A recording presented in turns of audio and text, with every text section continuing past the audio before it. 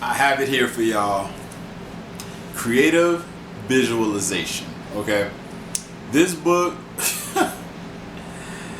I had some bad habits that I had to get rid of, and I'm just some of this stuff off the back of it. You can reach. It helps you reach your career goals, develop creative talents, which I already had. I developed a lot more my creative talents even more. Dissolve negative habit patterns, which I definitely did.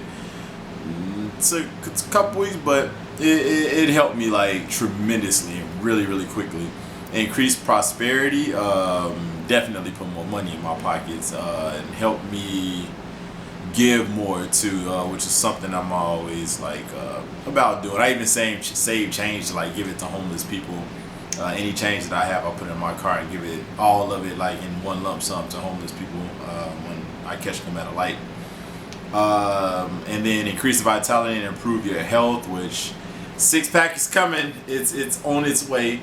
And then feel more relaxed and peaceful, especially during a time like this when right now we got the whole virus thing going on. It's important to be at peace and to be relaxed because the news, they just stick it right in front of your face on Yahoo, on Google. Like it's always they're always putting anything that got to do with this virus right in front of your face. You just can't like get rid of it. It's so unimportant. Like literally like 99.98% of people who have had the virus like literally survive. So it's like it's right there with the flu and with the common colds. Honestly, even when this first started, I don't understand why it was so big. But creative visualization is the way to go. And a lot of times it's even helped me like with my Spanish lessons with remembering different words and phrases in Spanish, because what was the one I had that I even had a dream about. When you think about it this much, you visualize. Jesus, I cannot talk today.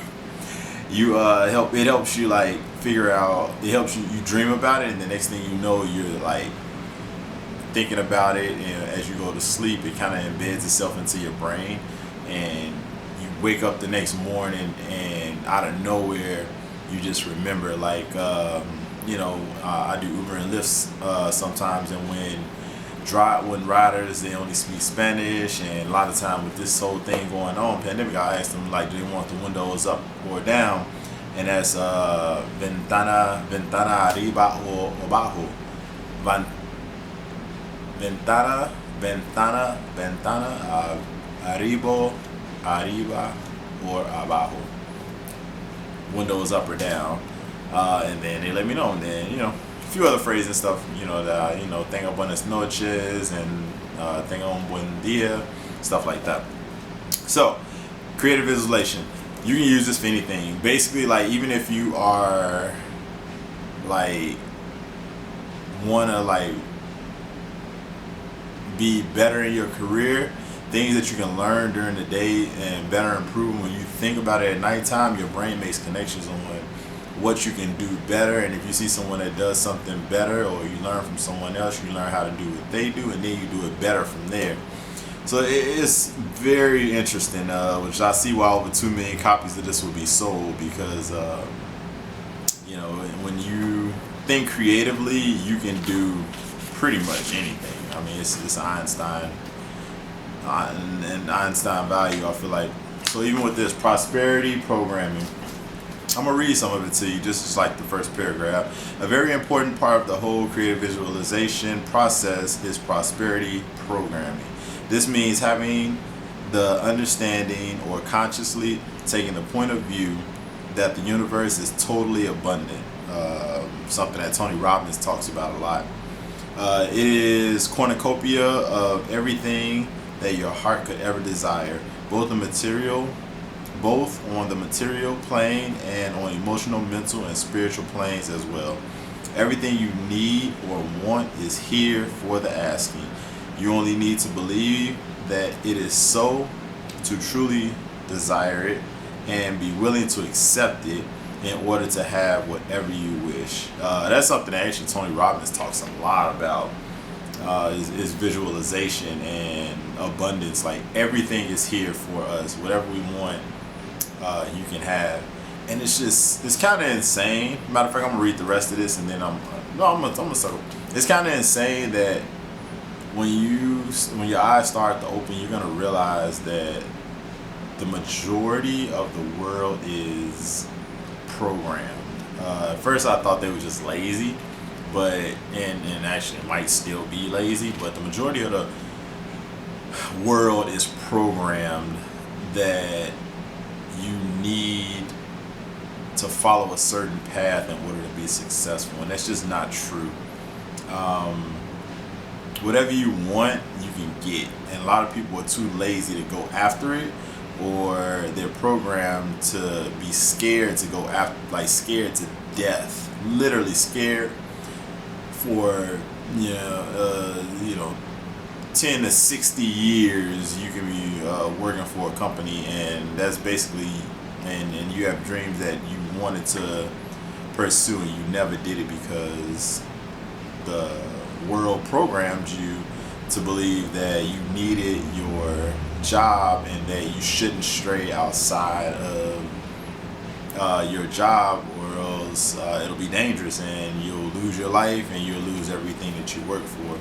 And that's just not the case. That's the way that the world programs the majority of people from out the womb in school. Like everything is programming until it's programming for the rest of your life, really. But it starts as soon as you come out the womb. The programming clicks just like that, and you know why it clicks like that? Because if your parents aren't woke to how the world programs you, they're gonna automatically from birth start to program you also. So there's an abundance of any and everything that you want in life out in the world. If you want something other than a basic life while we're here, it's out there for you. It's out there for all of us. And then I'm gonna read the last part of this. One of the most common causes of failure to get what you want is scarcity programming. This is an attitude or a set of beliefs about life that goes something like this: there isn't enough to go around. Life is suffering. Oh wow, this is just what I was just talking about. Literally, that's what the world programs you to see. Like that's in in the U.S. and that's what the U.S. they program you to believe that life is suffering. There's enough to go around. Stay in your lane, or else bad things will happen. Let's go back to this. It is immoral or selfish to have plenty when others don't have enough. Another more programming. Life is hard, difficult. Life is hard, difficult, a valley of tears. You must work hard and sacrifice for everything you gain. It's more noble and spiritual to be poor, and so forth. These are false beliefs. They are based on a lack of understanding of how the universe works, or a misunderstanding of some important spiritual principles. These beliefs are not of service to you or anyone else. They simply limit all of us from realizing our natural state of prosperity and plenty on all levels. So literally you can have any and everything you want. Don't let the world program you. I'm not gonna lie, like I've been programmed, and it took a lot to break free from what actually how the world actually works, and reading a lot to find out that the world is not as scary as they make it seem. And if you want to live your dreams, you gotta put yourself in a position to where hard work is going to be that you're gonna work hard for yourself. Like you don't have to work hard for someone else in order to be prosperous in life. That's just not the case, and that's the belief that's set upon us from when we're born all the way until we actually get into the working world. Grade school, college, everything makes us think that we have to rely on someone else in order to be prosperous in life. And I'm here to tell you that you do not have to rely on anybody to be prosperous in life. All you have to do is work with yourself. Work for yourself. Push yourself, and the abundance is there. Everything that you want, everything that you need, the things that you dream about, daydream about, the things that you desire, they're all out here for you. You just have to make sure that you push yourself to get that. Creative visualization. I still can't say it. So